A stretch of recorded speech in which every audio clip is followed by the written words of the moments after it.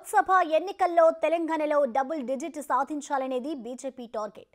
అందరికంటే ముందుగానే టికెట్లను ప్రకటించి ప్రచారాన్ని మొదలుపెట్టిన ఆ పార్టీ లక్ష్యం నెరవేరేనా? తెలంగాణలో ఆ పార్టీకి అనుకూలించే అంశాలేంటి? అనుసరిస్తున్న వ్యూహమేంటి?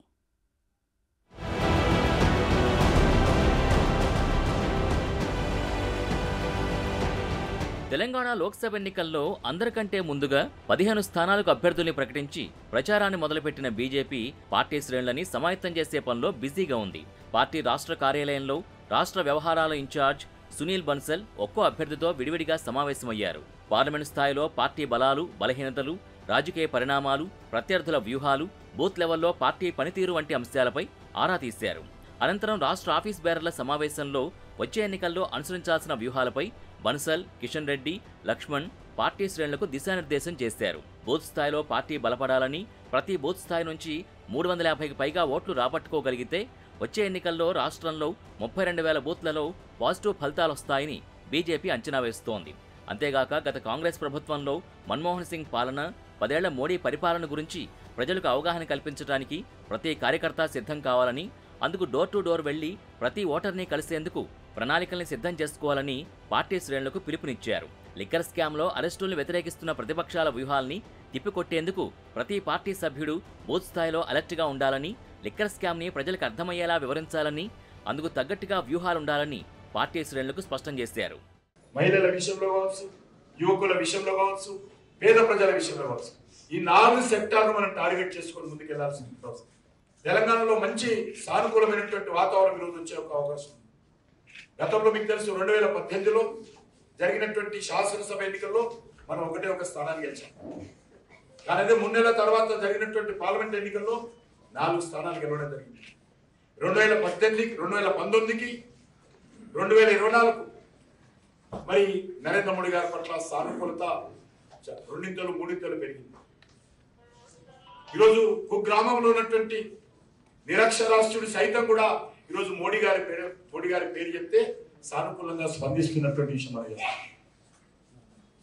కాబట్టి 2019లోనే ఆ రకమైనటువంటి సానుకూలమైనటువంటి స్పందన ఉన్నప్పుడు ఈరోజు 2024లో తెలంగాణలో ఈరోజు మనం కష్టపడి ప్రతి ఓటరు కలిసినట్లయితే తప్పకుండా అద్భుతమైనటువంటి ఫలితాలు తెలంగాణలో వస్తాయి.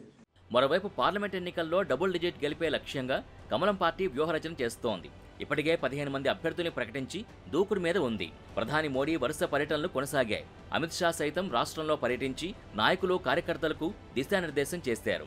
ఇంతవరకు బాగానే ఉంది. అయితే పలు లోక్సభ స్థానాల్లో పార్టీ వీక్గా ఉంది. వీక్గా ఉన్న పార్లమెంటు స్థానాల్లో ఇతర పార్టీల నుంచి నేతలకు గేలం వేసి పార్టీలో చేర్చుకుని మరీ టికెట్ కేటాయించారు.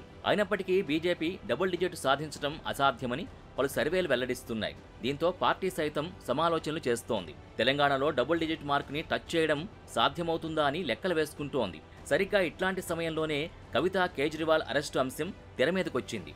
ఇది బీజేపీకి మైలేజ్ పెంచుతుందా లేదా అనేది సర్వత్రా ఆసక్తికరంగా మారింది.